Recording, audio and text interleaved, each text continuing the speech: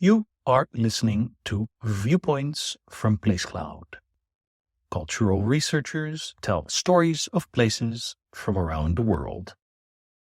For the full multimedia experience and to support the creators you enjoy, visit placecloud.io. We stand here before the statue of the goddess Athena, or if you're more Roman inclined, Minerva, at the head of the Maurício de Nassau Bridge in Recife. The goddess of wisdom, the arts and strategy arrived here in 1917 as part of a major urban reform. Recife wanted to present itself as a modern capital, and to do so it looked to Europe for inspiration.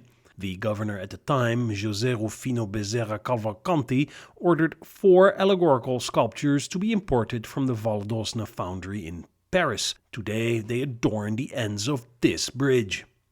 On the east side, in the Recife neighborhood, Athena shares the honors with Ceres, goddess of agriculture and abundance.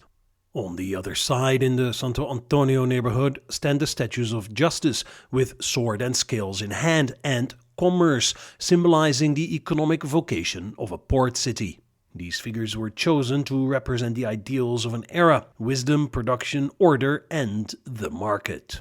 But they also serve to fix, in stone and iron, a project of modernity, an urban, civilized Brazil, European at least in the imagination of the elites of that time. Between these statues lies the bridge. The structure you cross today dates from the 20th century, made of reinforced concrete, ceremonially reopened in December 1917, but its origins go back much further. The first version was built in 1644 by order of John Maurice of Nassau during the Dutch rule in northeastern Brazil.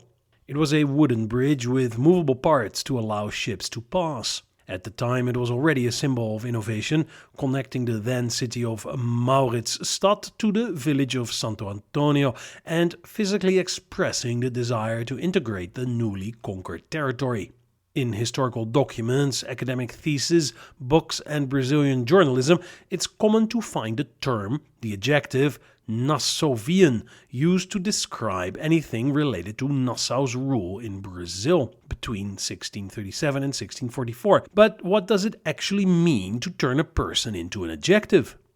In Portuguese, it's quite common to form adjectives from proper names, especially when naming historical periods or styles of governance. They use suffixes like iano or ino, as in Pombalino, which refers to the period when the Marquis de Pombal carried out sweeping reforms in the Portuguese Empire in the 18th century. That term brings with it ideas of centralization, enlightened authoritarianism, and forced modernization.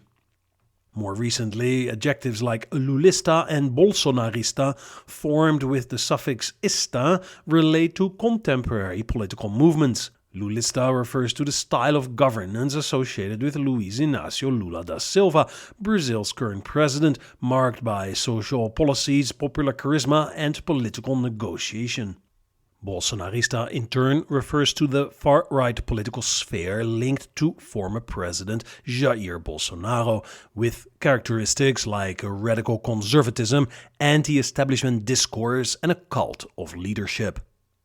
In the case of Nassauvian, we're talking about an adjective that characterizes a style of governance in a colonial context, one that for many blends urbanism, science, culture, and a certain religious tolerance, but which also carries imperial ambitions, strategic authoritarianism, and economic exploitation.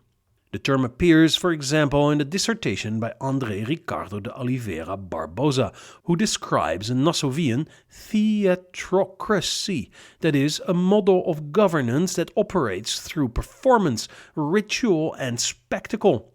Inspired by the sociologist Georges Ballandier, theatrocracy refers to a power structure upheld by theatrical displays, and Nassau was a master of this. Public ceremonies, monumental architecture, choreographed festivities, everything was calculated to consolidate his image as a civilized and effective ruler. In another academic study, George Rembrandt Goodlich refers to a Nassavian Arcadia to describe an idealized imaginary Dutch Brazil, a harmonious landscape of nature and progress, as if the Brazilian northeast had, for a brief moment, become a civilized and civilizing paradise. But we know that this image has more to do with how Nassau wanted to be remembered than with the actual experiences of the Afro-descendant, indigenous, or impoverished populations under his rule. In other words, Nassavian is a constructed adjective, a way of wrapping a colonial government in shiny paper, a regime that was also deeply marked by slavery and inequality. More than a linguistic matter, this kind of adjectivization is a political act, and the adjective helps fix this construction into our everyday vocabulary. It organizes the past, selecting what to remember and often what to forget. In Nassau's case, the repeated use of his name in bridges, avenues, schools, even a university, and a famous cement brand in Recife shows how his memory has been preserved and monumentalized.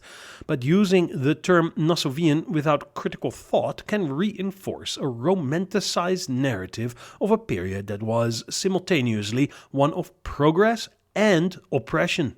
Using the adjective Nassavian is, on one hand, a recognition of his distinct role in Brazil's colonial history, but it also risks embracing, uncritically, a romantic and even indulgent view of a colonial project that was civilizing in form, but deeply exploitative, enslaving, and exclusionary in substance. After all, Nassau not only governed, he intensified the trafficking of enslaved people and profited from the economic and political violence that sustained Dutch occupation. And yet he was turned into an adjective, into a label, into an era. As historian Jacques Le Goff reminds us, memory is never neutral. It is constantly constructed, contested, and rewritten. Historical adjectives are part of that legacy. They help solidify certain meanings, erase others, and organize the past into versions ready for consumption.